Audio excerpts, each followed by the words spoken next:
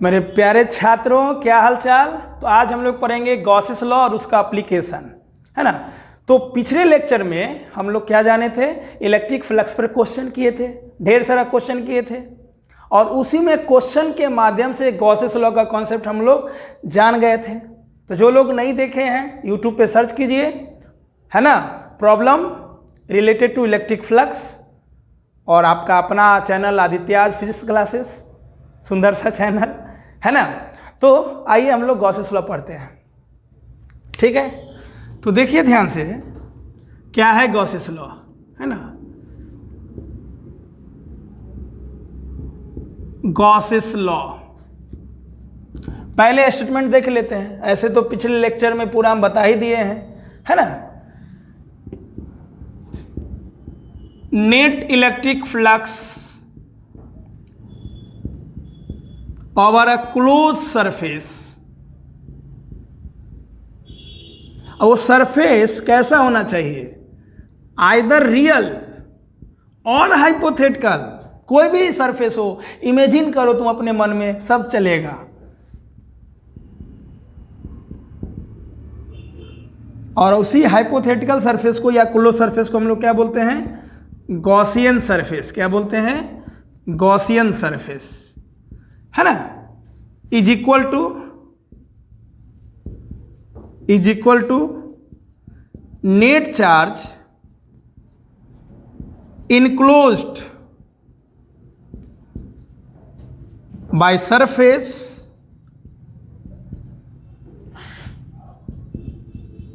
Divided by epsilon naught. इसको diagram से समझते हैं, है ना। मान लो ये कोई भी आर्बिट्रेरली क्लोज सरफेस है, इसके अंदर चार्ज है Q1, Q2, मान लो एक माइनस ले लिए Q3, क्लियर, और बाहर में चार्ज है Q4, Q5। तो क्या है Gauss's law, net electric flux over a close surface, किसी भी क्लोज सरफेस के सतह पर, है ना, या किसी भी क्लोज सरफेस के क्रॉसिंग एरिया से फ्लक्स क्या होता है कि जब नेट इलेक्ट्रिक फ्लक्स किसी भी सरफेस के क्रॉस हो, यानी net electric lines of force, यानी number of electric lines of force किसी भी सरफेस से या किसी भी सरफेस एरिया से किसी भी एरिया से परपेंडिकुलर पास हो, इसी को हम लोग फ्लक्स बोलते हैं। बेसिकली क्या है flux, measurement of electric lines of force है। तो कोई भी क्लोज सरफेस ले ले, चाहे वो रियल हो या हाइपोथेटिकल हो, इमेजिनरी हो, कुछ भी हो, इस सरफेस का जो नेट फ्लक्स होगा वो बराबर होगा total charge enclosed by the surface. जो चार्ज इनक्लोज है बस वही लेना है, बाहर वाला चार्ज से कोई मतलब नहीं है, बताए थे पिछले लेक्चर में। तो यहाँ पे नेट चार्ज हमारा क्या है, नेट चार्ज क्या है, Q1 plus Q2 plus Q3। अगर Q3 प्लस में रहता तो प्लस, और माइनस में तो माइनस। तो गॉसेस लॉ क्या है, फ्रॉम गॉसेस लॉ क्या है, गॉसेस लॉ कि किसी भी क्लोज सरफेस का, चाहे वो रियल हो या हाइपोथेटिकल हो, टोटल फ्लक्स बराबर होगा total charge enclose by the surface.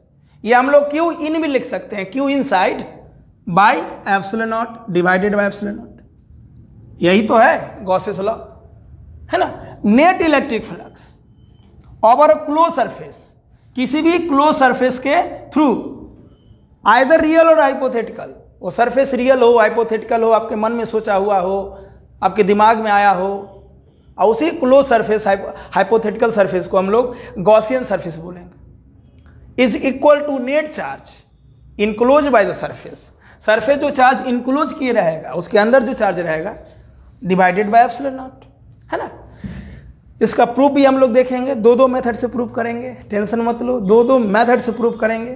तो नेट फ्लक्स होगा किसी भी सरफेस का, है ना, Q net by epsilon naught. इसी का मैथमेटिकल फॉर्म क्या होगा, mathematical form of Gauss's law,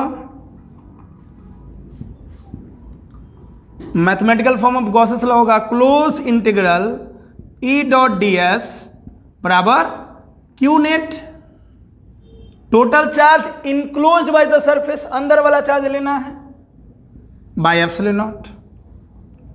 यही mathematical form of Gauss's law है। ठीक है, तो स्टेटमेंट सिंपल ध्यान रखना है, किसी भी क्लोज सरफेस के अंदर जो चार्ज रहेगा वही चार्ज लेना है ना। और एक लाइन में टोटल फ्लक्स किसी भी क्लोज सरफेस के थ्रू बराबर q net by epsilon naught. अब हम लोग एक बहुत ही बेहतरीन चीज जानने वाले हैं कि गॉसेस लॉ जो है वो फंडामेंटल इक्वेशन ऑफ इलेक्ट्रोमैग्नेटिज्म है। फंडामेंटल इक्वेशन उसी को बोलते हैं जिसे हम किसी लॉ को निकाल सकते हैं। गॉसेस लॉ से हम कूलम्ब्स लॉ को निकाल सकते हैं बाबू, है ना। गॉसेस लॉ ही बेहतरीन लॉ है। दरअसल अच्छा बुक पढ़ोगे ना तो पहले गॉसेस लॉ ही रहता है, बाद में कूलम्ब्स लॉ रहता है, लेकिन आपको समझ में आए इसलिए पहले कूलम्ब्स लॉ पढ़ते हैं, है ना। गॉसेस से कूलम्ब निकाल सकते हैं हम लोग, सब बताएंगे, है ना। तो लिखिए स्टार, इसको नोट कर लिए।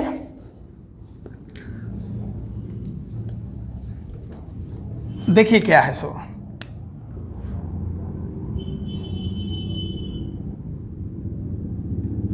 Gauss's law is the fundamental equation of electromagnetism. बताए थे ना, इलेक्ट्रोमैग्नेटिज्म का दो पार्ट है, एक इलेक्ट्रोस्टैटिक्स जो हम लोग पढ़ रहे हैं, दूसरा इलेक्ट्रोडायनेमिक्स जो हम लोग पढ़ेंगे, है ना। इलेक्ट्रोमैग्नेटिज्म क्या है? Gauss's law is the fundamental equation of electromagnetism. Objective में पूछ देता है, बोर्ड में भी दे सकता है, कंपटीशन में भी। देयर आर 4 टाइप्स ऑफ, 4 प्रकार के होते हैं fundamental equation. Fundamental equation of electromagnetism कौन कौन है देख लीजिए। पहला गॉसेस लॉ ऑफ इलेक्ट्रोस्टैटिक्स जो हम लोग पढ़ रहे हैं और इसका प्रूफ देखेंगे, ठीक है। दूसरा हम लोग आगे पढ़ेंगे गॉसेस लॉ ऑफ मैग्नेटिज्म। तीसरा एम्पियर्स लॉ, ये भी हम लोग आगे पढ़ेंगे। और चौथा है Faraday's law of electromagnetic induction. Electromagnetic induction जिसको EMI भी बोलते हैं, सब मजेदार लॉ है, आगे पढ़ेंगे, है ना। तो Gauss's law fundamental equation of electromagnetism है। फंडामेंटल इक्वेशन ऑफ इलेक्ट्रोमैग्नेटिज्म 4 प्रकार के होते हैं। अब गॉसेस लॉ फंडामेंटल क्यों होता है, इसका कॉज लिखिए, है ना। इसका कॉज क्या है? इसका कॉज है कि इससे हम लोग कूलम्ब्स लॉ निकाल सकते हैं, है ना। तो इसके नीचे क्या हो जाएगा? Gauss's law of electrostatics. Gauss's law of electrostatics is the fundamental equation। क्यों? because Coulomb's law is obtained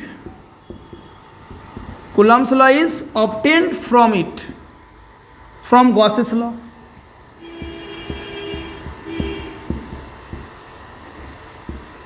Gauss's law से कूलम्ब्स लॉ निकाल सकते हैं, इसलिए Gauss's law fundamental equation of electromagnetism हो जाएगा। But converse is not true. Converse सही नहीं है, कॉन्वर्स रियल नहीं है। क्यों? क्योंकि हम कूलम्ब से गॉसेस नहीं निकाल सकते हैं। Therefore Coulomb's law is not fundamental fundamental equation of electromagnetism, है ना।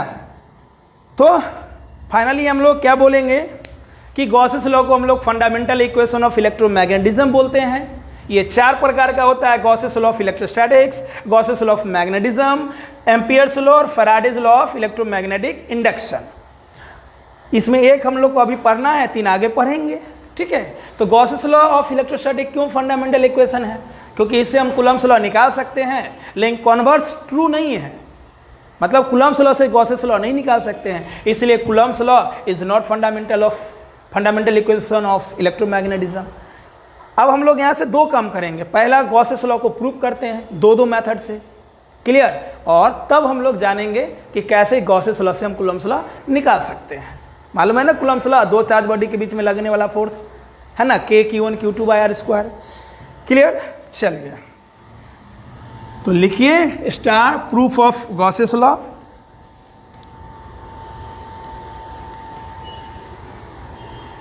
नोट कर लिए अच्छे से। चलिए प्रूफ ऑफ गॉसेस लॉ।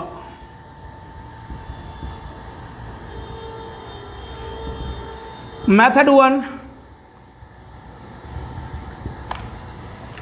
मान लो कोई पॉइंट चार्ज है, इस पॉइंट चार्ज से हम r डिस्टेंस पे इधर जाएं, r डिस्टेंस पे इधर जाएं, इधर जाएं, इधर जाएं, इधर जाएं, इधर जाएं, इधर जाएं, कहीं भी जाएंगे तो magnitude of electric field same होगा। अगर हम Q चार्ज कहीं पे रखते हैं तो पॉजिटिव चार्ज से इलेक्ट्रिक लाइन से फोर्स स्टार्ट होता है, ऑरिजिनेट होता है, निकलता है। और हम लोग ये भी जानते हैं कि पॉजिटिव चार्ज से इलेक्ट्रिक फील्ड का डायरेक्शन क्या होता है, रेडियली आउटवर्ड्स। तो अगर हम सबको मिलाएंगे, सब पॉइंट को मिलाएंगे तो कैसा सरफेस बनेगा? एक क्लोज सरफेस बनेगा, है ना। क्या किए, एक चार्ज को लिए, चारों डायरेक्शन में हम इलेक्ट्रिक फील्ड निकालें, तो चार्ज से हम किसी भी डायरेक्शन में जाएंगे तो r डिस्टेंस पे चारों तरफ इलेक्ट्रिक फील्ड का मैग्नीट्यूड तो सेम होगा, इलेक्ट्रिक फील्ड का मैग्नीट्यूड सेम होगा। तो अगर हम एक पॉइंट से हर पॉइंट को मिलाए तो एक क्लोज सरफेस बनेगा। उसी क्लोज सरफेस को हम लोग गॉसियन सरफेस बोलेंगे या स्फीयर बोलेंगे। अब स्फीयर ही क्यों? अब बोलिएगा क्लोज सरफेस, सर्किल क्यों नहीं?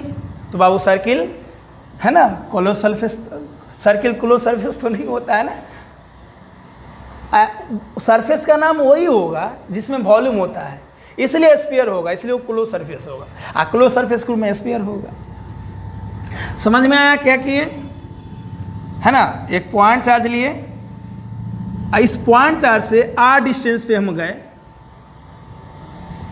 किसी भी डायरेक्शन में जाएंगे चारों तरफ, तो उस r डिस्टेंस पे, मतलब अगर इस चार्ज से 5 मीटर पे हम इधर गए, दाएं बाएं ऊपर नीचे तिरछा, तो 5 मीटर अगर हम किसी भी डायरेक्शन में जाएं तो इलेक्ट्रिक फील्ड का मैग्नीट्यूड सेम होगा।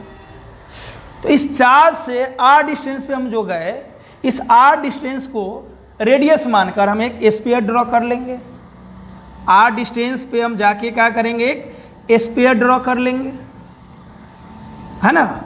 मान लो चार्ज सेंटर में है, क्या किए, चार्ज से r डिस्टेंस पे जाकर एक क्लोज सरफेस ड्रॉ कर लिए। क्लोज सरफेस बोलो या इसी को हम लोग गॉसियन सरफेस बोलेंगे। क्या बोलेंगे? गॉसियन सरफेस बोलेंगे। और ये क्या, ये कैसा होगा? सर्किल होगा, डिस्क होगा? नहीं, ये स्फीयर होगा। क्यों? गॉसियन सरफेस मतलब क्लोज सरफेस, और क्लोज सरफेस क्या होगा? स्फीयर होगा। ठीक है, चलो आप किसी भी डायरेक्शन में जाइए। अब ध्यान से देखो, इस चार्ज का इलेक्ट्रिक फील्ड क्या होगा? रेडियली आउटवर्ड, ऐसे। इस चार्ज का इलेक्ट्रिक फील्ड क्या होगा? Radially outwards. कहीं भी चले जाओ आप इस रेंज में, इस एरिया में। और इस पॉइंट का सरफेस एरिया किधर होगा? इधर ही होगा। पूरे स्फीयर का, पूरे गॉसियन सरफेस का, पूरे क्लोज सरफेस का एरिया S। तो हर पॉइंट का एरिया, हर पॉइंट का एरिया क्या होगा? ds ds ds ds ds ds ds ds, infinite ds, infinite ds, infinite ds, तो हम इस पॉइंट का बात कर रहे हैं। तो जितना भी एलिमेंटर एरिया होगा पूरा का एरिया S, तो एलिमेंटर एरिया ds, और उस एलिमेंटर एरिया का डायरेक्शन क्लोज सरफेस पे क्या होता है? परपेंडिकुलर आउटवर्ड, है ना, पढ़े हैं हम लोग। चलिए अब ध्यान से देखो, गॉसेस लॉ क्या है? फाइनेट बराबर q net by epsilon naught, इसको प्रूव करना है। तो देखिए प्रूव करने के लिए हम लोग क्या करेंगे, ये बताओ इस चार्ज से r डिस्टेंस पे जो इलेक्ट्रिक फील्ड है उसका मैग्नीट्यूड क्या होगा? उसका मैग्नीट्यूड होगा 1/4 pi epsilon naught q by are square. किसी भी डायरेक्शन में जाएंगे तो मैग्नीट्यूड इतना ही ना होगा, सिर्फ डायरेक्शन बदलेगा, हाँ या ना, सिर्फ डायरेक्शन बदलेगा, ठीक है। चलो, लेकिन अगर इसको वेक्टर फॉर्म में लिखेंगे तो हमें ये देना पड़ेगा r कैप, इस इलेक्ट्रिक फील्ड का ये मैग्नीट्यूड हो जाएगा, ये डायरेक्शन हो जाएगा। क्लियर? चलिए, यानी जिधर पोजीशन वेक्टर लेंगे उधर ही इलेक्ट्रिक फील्ड होगा। मतलब चार्ज से r डिस्टेंस पे हम जिधर इलेक्ट्रिक फील्ड निकालना चाहेंगे, यानी इलेक्ट्रिक फील्ड रेडियस के लॉन्ग हो जाएगा, डिस्टेंस के लॉन्ग हो जाएगा, पोजीशन वेक्टर के लॉन्ग हो जाएगा। इसलिए हम लोग r कैप लिए हैं ना, रेडियस के लॉन्ग, रेडियस के लॉन्ग, रेडियस के लॉन्ग, रेडियस के लॉन्ग। तो रेडियस के लॉन्ग यूनिट वेक्टर क्या हो जाएगा? r cap. चलो लिख दिए।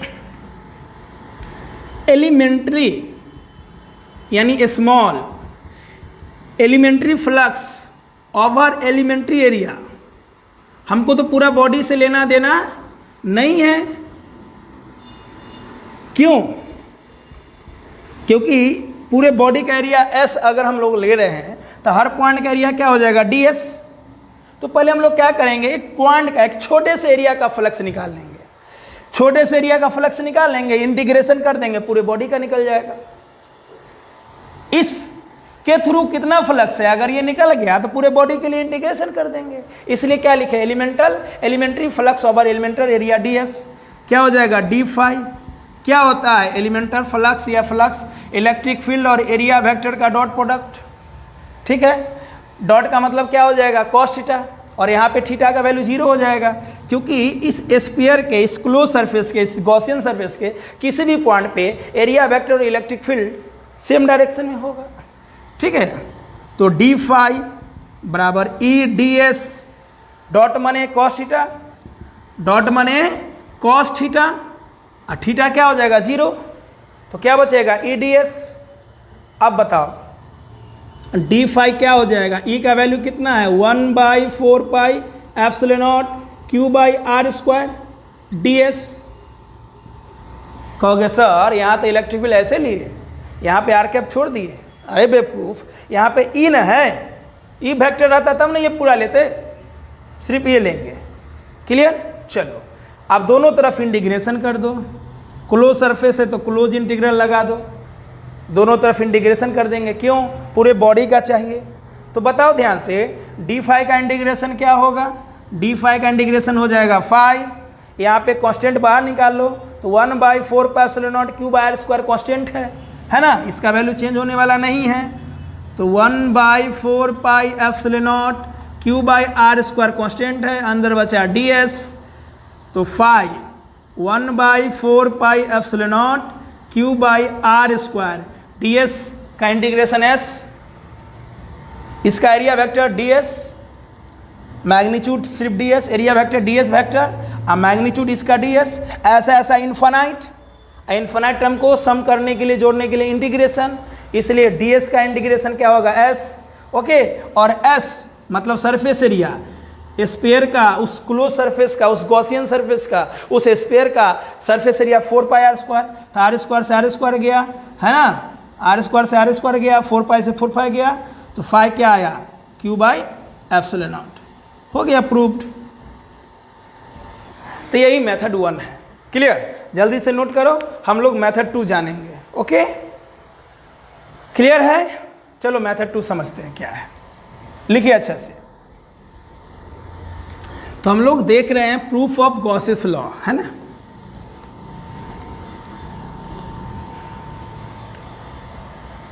मेथड 2, मान लो कोई भी आर्बिट्रेरली क्लोज सरफेस है, कोई भी आर्बिट्रेरली, मन चाहा मेरा मन जैसा होगा, हम सोए हुए थे, मन में सपना आया ऐसा लेने का, ले लिए, जैसा होगा वैसा, मेरा मन, हमर मन। मान लो इसके सेंटर पे क्यू चार्ज है और आर डिस्टेंस पे इलेक्ट्रिक फील्ड किधर होगा? इलेक्ट्रिक फील्ड तो हमेशा चार्ज से रेडियली आउटवर्ड होगा, यानी ऐसे होगा। अब पूरे मान लो ये जैसा भी इमेजिनरी सरफेस है, हाइपोथेटिकल है, सोचा हुआ है, मनचाहा है, इसका एरिया तो होगा कुछ, मान लो इसका एरिया एस, तो पूरे बॉडी का एरिया एस, तो एलिमेंटल पॉइंट का, छोटे से पॉइंट का एरिया डी एस। मान लो इसका डी एस इलेक्ट्रिक फील्ड से थीटा एंगल पे है। इस पूरे इमेजिनरी सरफेस का, सोचे हुए सरफेस का जो एरिया वेक्टर डी एस है वो इलेक्ट्रिक फील्ड से कितना एंगल पे है? थीटा एंगल पे है। चलो बताओ इलेक्ट्रिक फील्ड क्या होता है किसी भी पॉइंट चार्ज का? 1/4 पाई एप्सिलॉन नॉट। किसी भी चार्ज से आर डिस्टेंस पे इलेक्ट्रिक फील्ड क्या होता है? 1/4 pi epsilon naught Q by are square. ये मैग्नीट्यूड, और डायरेक्शन किधर होगा?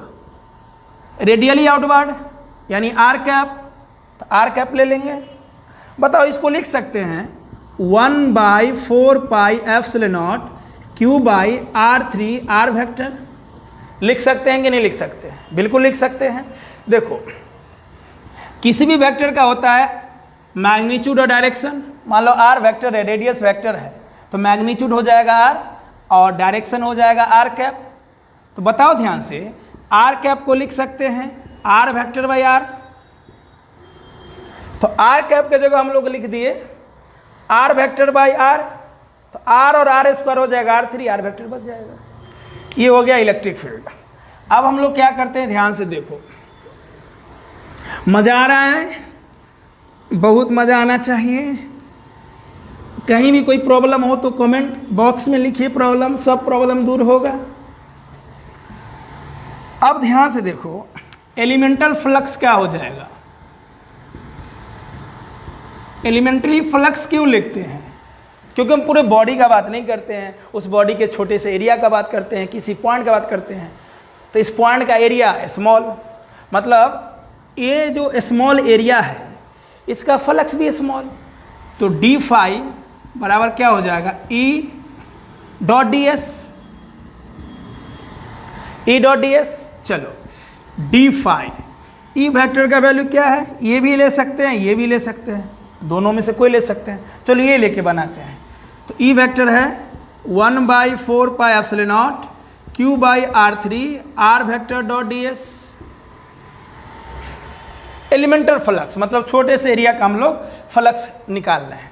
फिर पूरे बॉडी का निकालने के लिए इंटीग्रेशन कर देंगे, क्योंकि फ्लक्स तो पूरे बॉडी के लिए हम लोग लेते हैं, है ना। चलो मतलब ऐसा पूछा ही जाता है पूरे बॉडी के लिए, लिखे या ना लिखे, हम लोग दोनों तरफ इंटीग्रेशन कर देते हैं। तो डी फाई का इंटीग्रेशन फाई। बताओ लिखा हुआ सही है इंटीग्रेशन?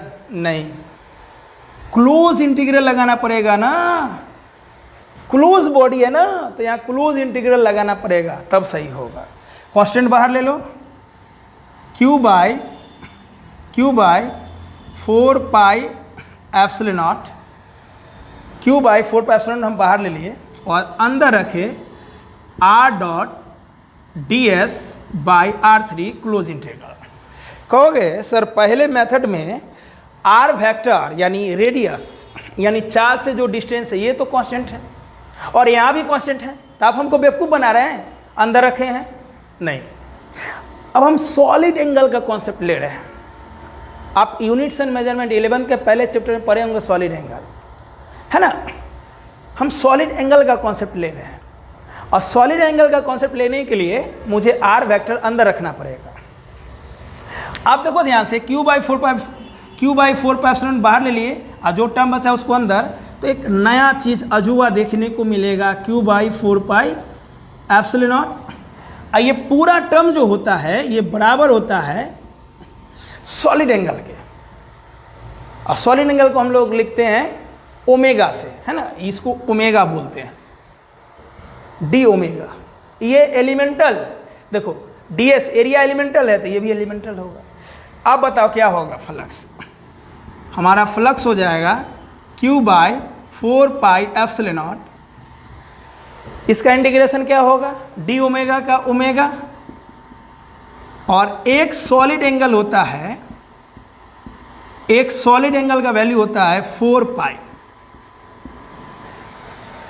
है ना। सॉलिड एंगल का वैल्यू होता है 4 पाई, तो 4 पाई से 4 पाई कट गया, तो फाई कितना आया, क्यू बाई एप्सिलॉन नॉट, हो गया proof.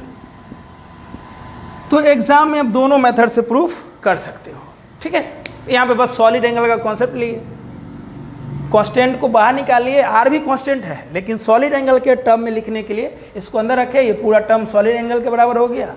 Okay, elemental solid angle, area elemental, तो एंगल भी एलिमेंटल है। ओके, डी ओमेगा का ओमेगा, यानी ओमेगा को सॉलिड एंगल बोलते हैं, इसका वैल्यू 4 पाई के बराबर होता है। क्लियर, चलो हम लोग आगे बढ़े। अब हम लोग जानेंगे कूलम्ब्स लॉ को गॉसेस लॉ से कैसे निकालते हैं। तो लिखिए क्वेश्चन, ठीक है।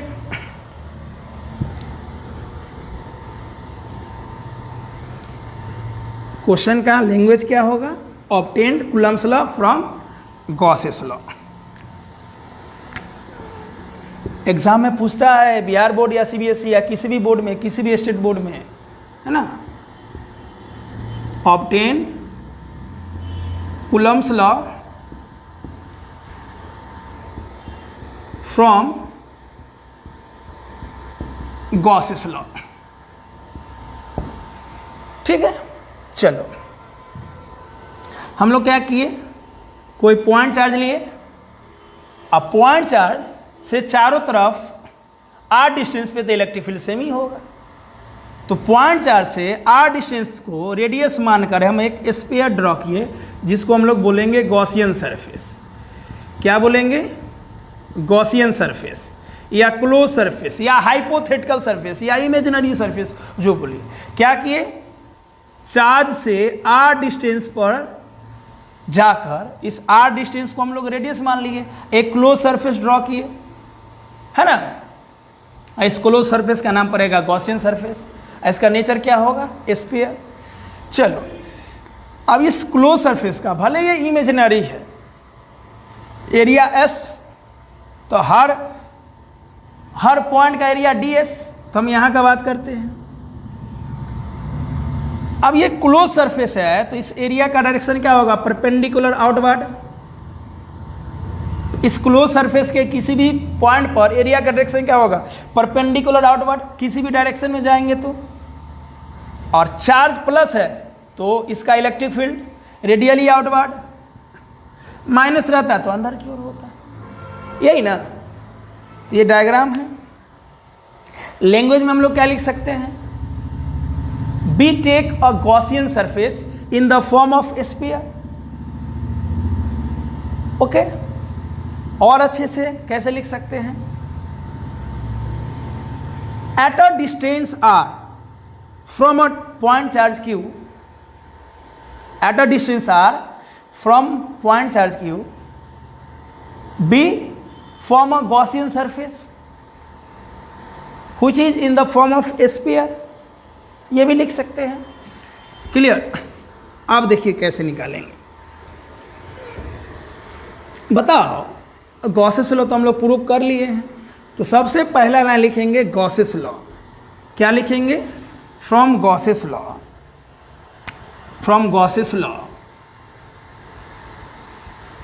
From Gauss's law.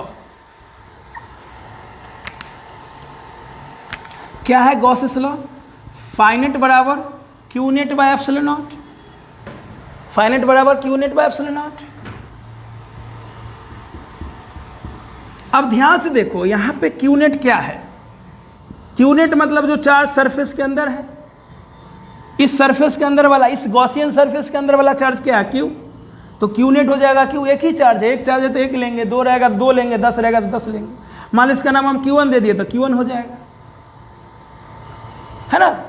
Total charge या net charge enclosed by the Gaussian surface, total charge या net charge enclosed by the Gaussian surface, q net क्या हो जाएगा, Q1। क्लियर। अब हम एक काम और करते हैं, सरफेस पे, यानी मान लो ये Q1 चार्ज जो है, गॉसियन लॉ से हम लोग को कूलम्ब्स लॉ निकालना है, तो थोड़ा अरेंजमेंट कर लेते हैं।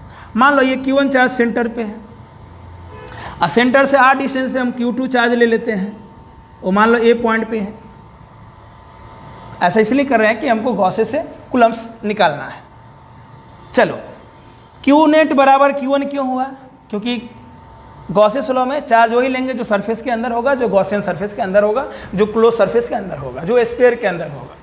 चलो यहाँ आ जाओ, फ्रॉम गॉसेस लॉ फाइनेट क्या हो जाएगा? Q net by epsilon naught. Phi net क्या होता है क्लोज सरफेस के लिए? Close integral E dot d s, Q net की जगह Q1 बाय एप्सिलॉन नॉट। क्यों? Q नेट क्या है? Q1 के बराबर है।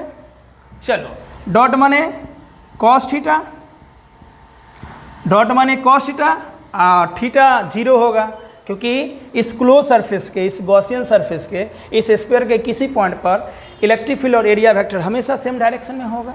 तो कॉस 0 इधर हो जाएगा Q1 by epsilon not, cos 0 1। Electric field constant बाहर ले लेंगे, अंदर ds, इधर Q1 by epsilon not. ds का इंटीग्रेशन, इसका एरिया ds, तो ऐसा ऐसा इनफाइनाइट एरिया, सबको जोड़ेंगे तो क्या हो जाएगा? s। तो E या ds का इंटीग्रेशन s, इधर है Q1 बाई एप्सिलॉन नॉट। अब ध्यान से देखो, s मतलब surface area of close surface. Close surface के रूप में स्फीयर है, तो स्फीयर का surface area 4 pi r square Q1 by epsilon not. यहाँ से इलेक्ट्रिक फील्ड निकाल लेते हैं, तो इलेक्ट्रिक फील्ड क्या हो जाएगा? 1 by 4 pi epsilon not Q1 by r square. ये हो गया जो चार्ज इनक्लोज है सरफेस के द्वारा, जो गॉसियन सरफेस के अंदर Q1 चार्ज है, इसके द्वारा r डिस्टेंस पे जो इलेक्ट्रिक फील्ड आया वो आया 1 by 4 pi epsilon not Q1 by r square. ये हम लोग गॉसेस थ्योरम से, गॉसेस लॉ से प्रूव कर लिए। अब हमें क्या निकालना है? Coulomb's law. अब सिंपल सोचो, कूलम्ब्स लॉ में जब भी दो चार्ज अलोंग अ लाइन रहते हैं तो एक चार्ज दूसरे पे फोर्स लगाता है, तो ये चार्ज इस पर कितना फोर्स लगाया? क्लियर? देखते हैं। तो इसको जल्दी से नोट करो, नोट कर लिए इसको। चलो चलो हम इधर लिखते हैं, इधर लिखते हैं, ठीक है? चाहे ऊपर में लिखते हैं, यहाँ के बाद आप यहाँ से लिखना, क्या हो जाएगा? Force on charge Q2, electrostatic force on charge Q2 due to charge Q1। Force क्या होता है? QE। इलेक्ट्रिक फील्ड में जब किसी चार्ज बॉडी को रखते हैं तो फोर्स का फॉर्मूला होता है QE। चलो ध्यान से, Q के जगह हो जाएगा Q2, force on charge Q2, तो यहाँ पे Q2E, फोर्स का फॉर्मूला Q2E, Q2, और E का वैल्यू कितना है? 1 by 4 pi epsilon not Q1 by r square. तो यहाँ से फोर्स क्या हो जाएगा? यहाँ से फोर्स क्या होगा? मल्टीप्लाई करो 1 बाई 4 पाई एप्सिलॉन नॉट। देखो देखो, मज़ा आ गया, Q1 Q2 by r square.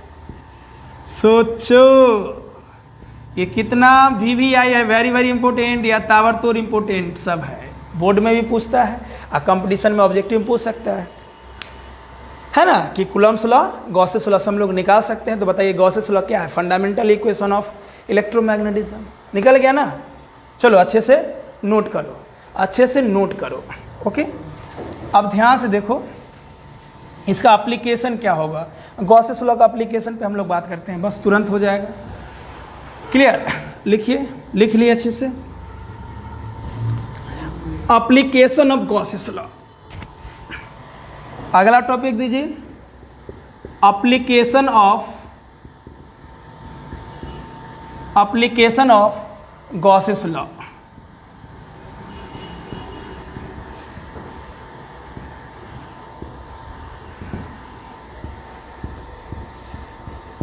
Gauss's law is mainly used to find electric field at a point due to symmetric distribution of charge.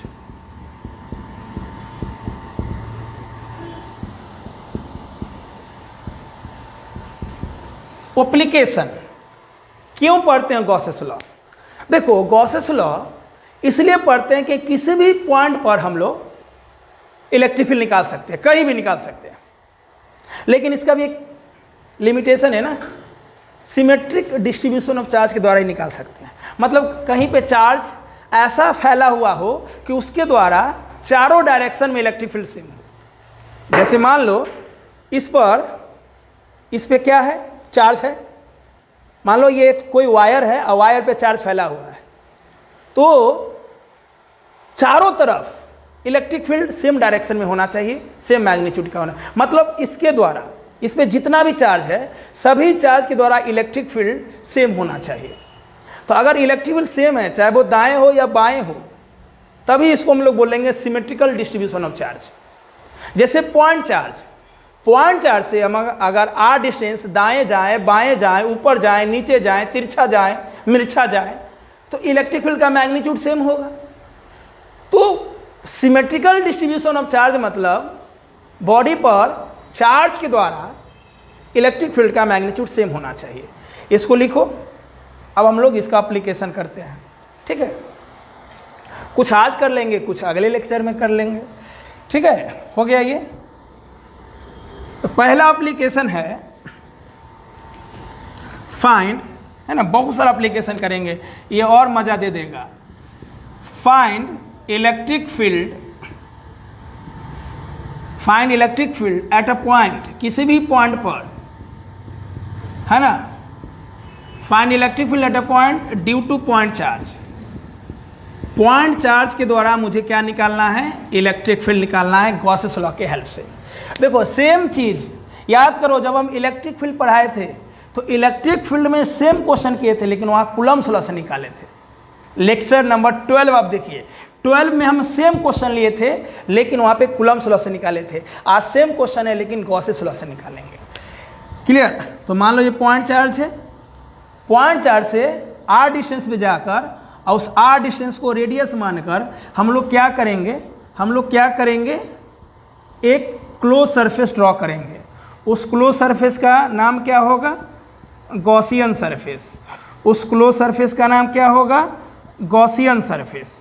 और गॉसियन सरफेस का nature क्या होगा, sphere. Gaussian surface का nature क्या होगा, स्फीयर। क्या किए, point charge से आर डिस्टेंस पे गए, इस आर डिस्टेंस को रेडियस मानकर एक क्लोज सरफेस ड्रॉ किए। उस क्लोज सरफेस का नाम क्या होगा, गॉसियन सरफेस, और उसका नेचर क्या होगा, स्फीयर। क्लियर। चलो अब पूरे इस, भले ये इमेजिनरी है, हम लोग ऐसा मानते हैं, सोचते हैं, इमेजिन करते हैं कि चार्ज से आर डिस्टेंस पे जाएंगे और आर डिस्टेंस को रेडियस मान के अगर हम कोई डायग्राम ड्रॉ करेंगे बंद सा, क्लोज सा, तो वो स्फीयर की तरह बिहेव करेगा। तो पूरे स्फीयर का एरिया अगर होगा S, तो किसी भी पॉइंट का एलिमेंटर एरिया क्या होगा, ds, और उस एलिमेंटर एरिया का डायरेक्शन होगा परपेंडिकुलर आउटवर्ड। ये तो पढ़ चुके हैं। अब बताओ, चार्ज है, कहीं भी रखा हो, उससे इलेक्ट्रिक फील्ड का डायरेक्शन रेडियली आउटवर्ड, यानी इलेक्ट्रिक फील्ड इसी डायरेक्शन में होगा। मुझे क्या निकालना, इलेक्ट्रिक फील्ड। आप ध्यान से देखो, एप्लीकेशन में अगर किसी भी फिनोमिनन के द्वारा इलेक्ट्रिक फील्ड पूछे, मतलब चार्ज, पॉइंट चार्ज हो या चार्ज किसी वायर पे हो, इन्फिनिटली लॉन्ग वायर हो, सिलेंडर पे हो, है ना, स्फीयर के सरफेस पे हो, अंदर में हो, बाहर में हो, है ना, कहीं भी निकालना हो इलेक्ट्रिक फील्ड, चार्ज कहीं भी फैला हो, इलेक्ट्रिक फील्ड कहीं भी निकालना हो, तो सबसे पहला लाइन लिखना फ्रॉम गॉसेस लॉ। पहला लाइन क्या लिखोगे, फ्रॉम गॉसेस लॉ। और गॉसेस लॉ लिख देना फाई नेट बराबर q net by epsilon naught. Q net मतलब जो चार्ज सरफेस के अंदर है, और यहाँ पे सरफेस के अंदर वाला चार्ज क्या है, क्यू, तो क्यू नेट हो जाएगा क्यू। इसको अलग से लिख लो। फाई नेट क्या होता है क्लोज सरफेस के लिए, close integral E dot d S. Okay, इधर हो जाएगा क्यू नेट की जगह क्यू बाई एप्सिलॉन नॉट।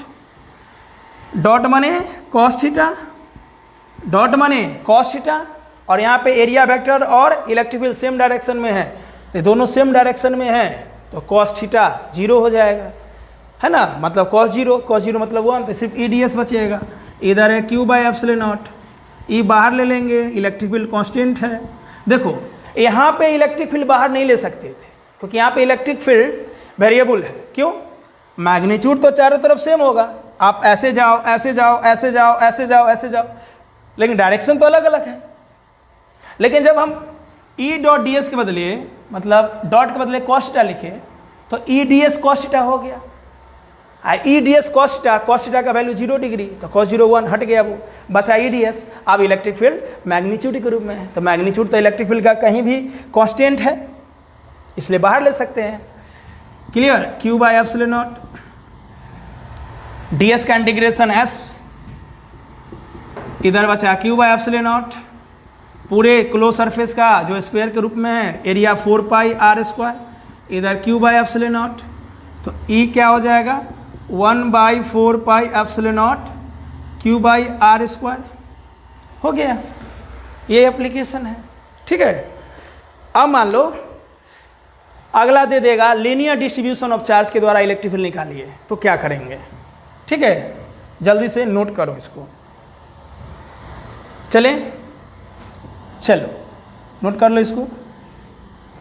अगला लिखो electric field due to linear distribution of charge. Electric field मतलब फाइंड इलेक्ट्रिक फील्ड, ऐसा दे देगा क्वेश्चन बोर्ड में, find electric field at a point, किसी भी पॉइंट पर due to linear distribution of charge, due to linear distribution of charge.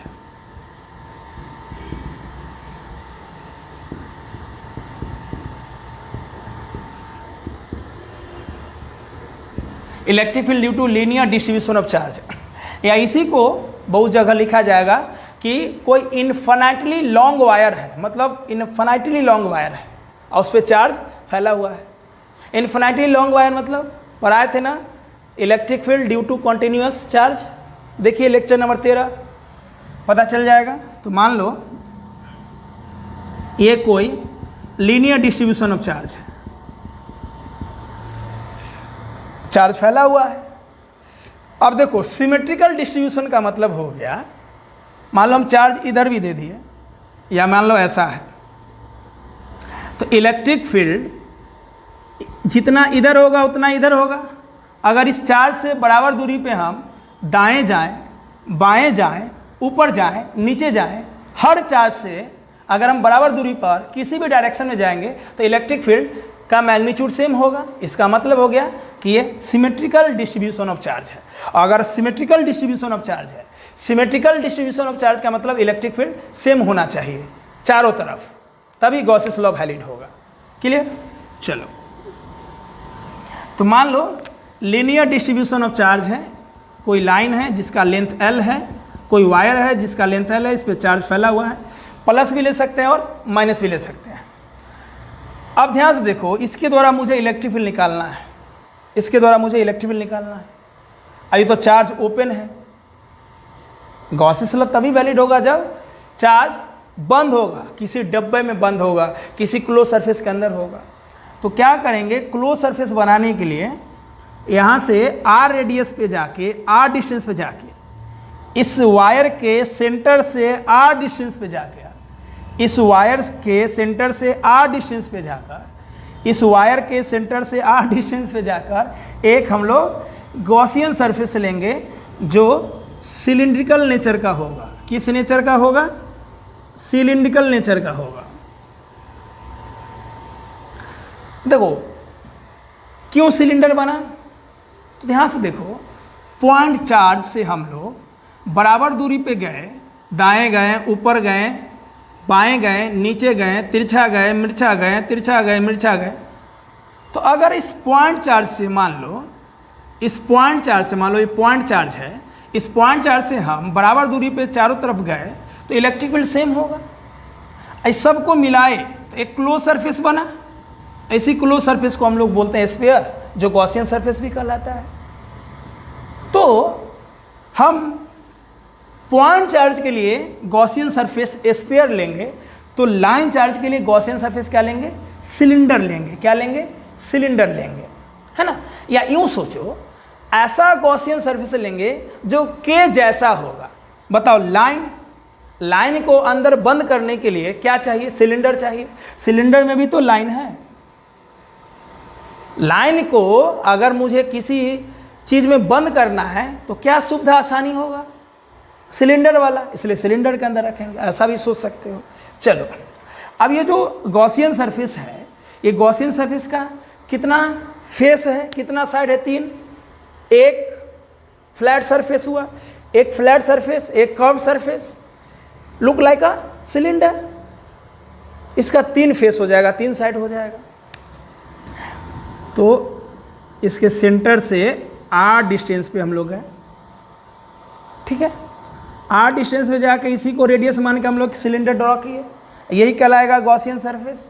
चलो अब बताओ, पूरे कर्व्ड सरफेस का, पूरे कर्व्ड सरफेस का, पूरे कर्व्ड सरफेस का, है ना, पूरे कर्व्ड सरफेस का एरिया S, तो स्मॉल यहाँ पे जो हम लेंगे उसका एरिया क्या होगा? ds। इसका एरिया S, तो हर पॉइंट का एरिया ds, ओके। और चार्ज से r डिस्टेंस पे डायरेक्शन क्या होता है? Radially outward. यहाँ पे जो चार्ज है, यहाँ पे जो चार्ज रखा हुआ है, यहाँ से r डिस्टेंस पे इलेक्ट्रिक फील्ड तो इधर ही होगा, रेडियली आउटवर्ड। चलो, तो ये हो गया एक कर्व सरफेस के लिए। अब फ्लैट सरफेस के लिए देखो, इलेक्ट्रिक फील्ड तो ऐसा ही है हर जगह। अरे चार्ज इस पे रखा हुआ है तो हर चार्ज के द्वारा इलेक्ट्रिक फील्ड तो ऐसा ही होगा, लेकिन इसका एरिया क्या होगा? इसका एरिया हो जाएगा यहाँ से परपेंडिकुलर। इसका क्या हो जाएगा? परपेंडिकुलर।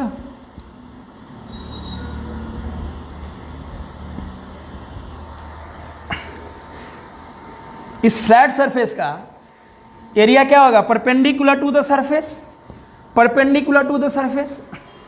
आप सोचो, तीनों फेस का बात कर लिए, तीनों साइड का बात कर लिए, इलेक्ट्रिक फील्ड क्या होगा? जल्दी बोलो। तो पहला लाइन वही लिखेंगे, देखो, फ्रॉम गॉसेस लॉ, फाइनेट बराबर q net by epsilon naught. और यहाँ क्या करेंगे, ध्यान से देखो, ये दोनों के द्वारा इलेक्ट्रिक फील्ड होगा क्या? इसके दोनों के द्वारा फ्लक्स होगा क्या?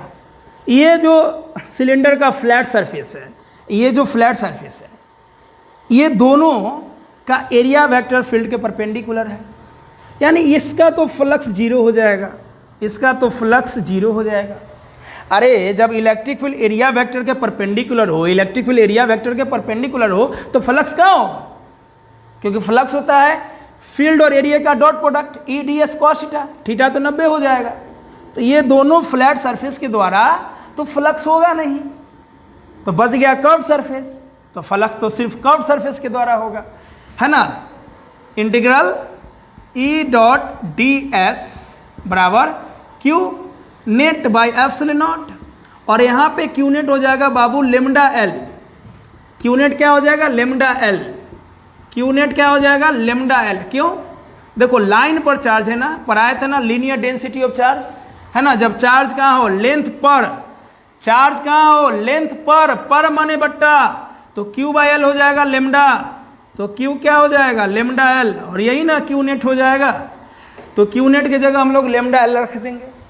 ओके, ये किसके द्वारा हम लोग ले रहे हैं? ये क्लोज इंटीग्रल सिर्फ कर्व्ड सरफेस के द्वारा है, सिर्फ कर्व्ड सरफेस के द्वारा है, क्योंकि फ्लैट सरफेस के द्वारा तो इलेक्ट्रिक फ्लक्स 0 हो गया, आप यहाँ देख सकते हो। क्लियर?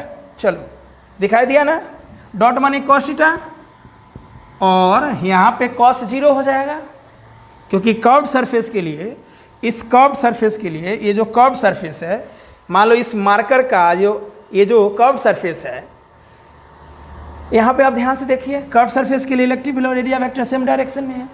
ओके, चलो ना, मार्कर ऐसे है, मान लो लाइन चार्ज ऐसे था, इसको सिलेंडर में बंद कर दिए, तो ये जो कर्व्ड सरफेस, इसका एरिया वेक्टर भी इधर और इलेक्ट्रिक फील्ड भी इधर, तो दोनों सेम डायरेक्शन में हो जाएगा, तो cos 0 हो जाएगा, cos 0 1, सिर्फ ई डी एस बचेगा, इधर lambda L by epsilon not, electric field बाहर, डी एस बचा अंदर, lambda L by epsilon not.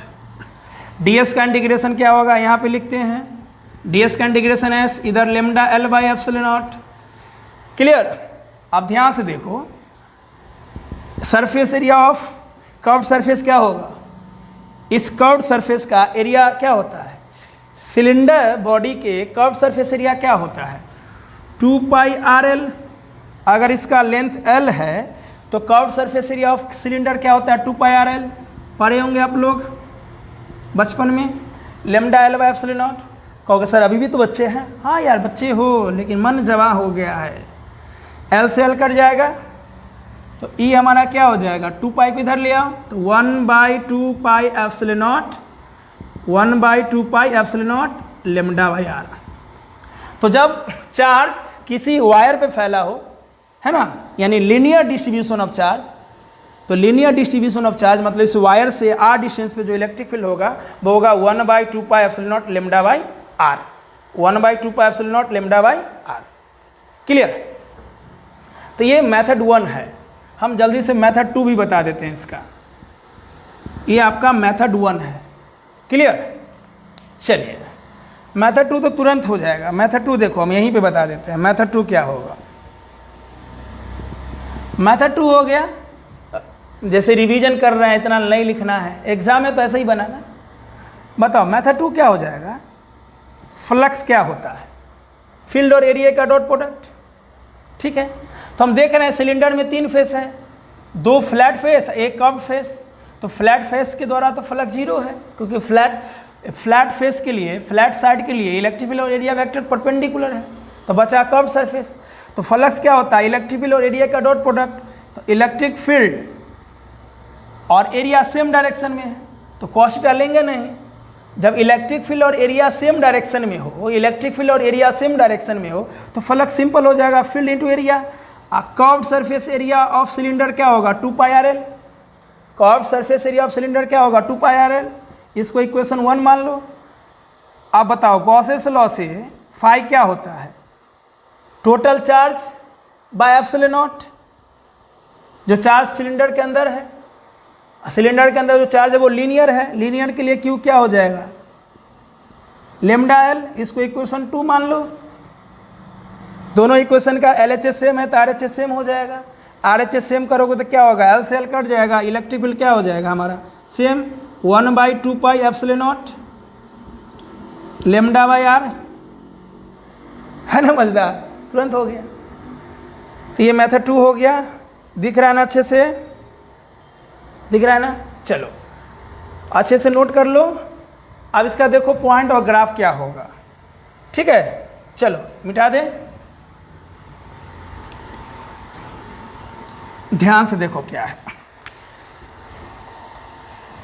Note, मान लो ये कोई वायर है जिस पे चार्ज फैला हुआ लीनियरली, तो इससे आर डिस्टेंस पे हमारा इलेक्ट्रिक फील्ड क्या है 1/2 pi epsilon naught lambda by are.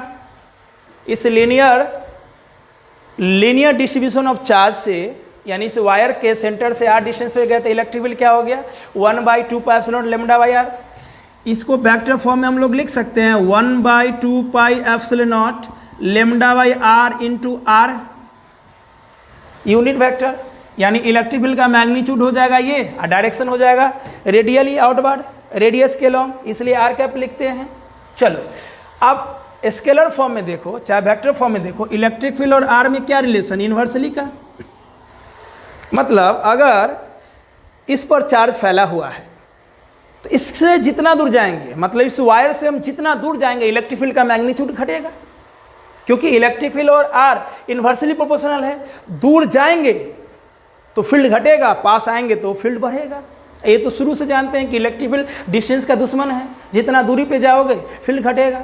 अरे सिंपल, कोई भी गुंडा अपने फील्ड से बाहर जाएगा तो वो कमज़ोर होगा। ठीक है, चलो इसका ग्राफ क्या होगा, है ना? इसका ग्राफ हम यहाँ बनाते हैं। क्वेश्चन तो लिख लिए थे आप। इसका ग्राफ क्या होगा बताओ? अगर दो फिजिकल क्वांटिटी में इन्वर्सली रिलेशन है तो ग्राफ क्या होता है? रेक्टेंगुलर हाइपरबोला, है ना? मान लो ये आर है फ्रॉम वायर, या वायर के सेंटर से आर है, ये इलेक्ट्रिक फील्ड है, तो ये होगा ई प्रोपोर्शनल 1/r। यानी जैसे जैसे दूरी बढ़ेगा फील्ड घटेगा, दूरी घटेगा फील्ड बढ़ेगा, दूरी घटेगा फील्ड बढ़ेगा। दूर जाओगे इस वायर से, जितना दूर जाओगे फील्ड घटेगा, जितना पास रहोगे, दूर जाओगे फील्ड घटेगा, पास आओगे फील्ड बढ़ेगा। तो ये हो जाएगा। ये कर्व रेक्टेंगुलर हाइपरबोला को शो करता है, जिसमें हम लोग क्या करते हैं, ये रिलेशन को दिखाते हैं, एक बढ़ेगा तो दूसरा घटेगा, दूसरा बढ़ेगा तो पहला, है ना, एक बढ़ेगा दूसरा घटेगा, दूसरा बढ़ेगा पहला घटेगा। ठीक है, तो इस पे हम लोग और सारा बात करेंगे अगले लेक्चर में, अच्छे से नोट कर लीजिए, है ना। तो मिलते हैं अगले लेक्चर में नए एनर्जी और नए उत्साह से। धन्यवाद।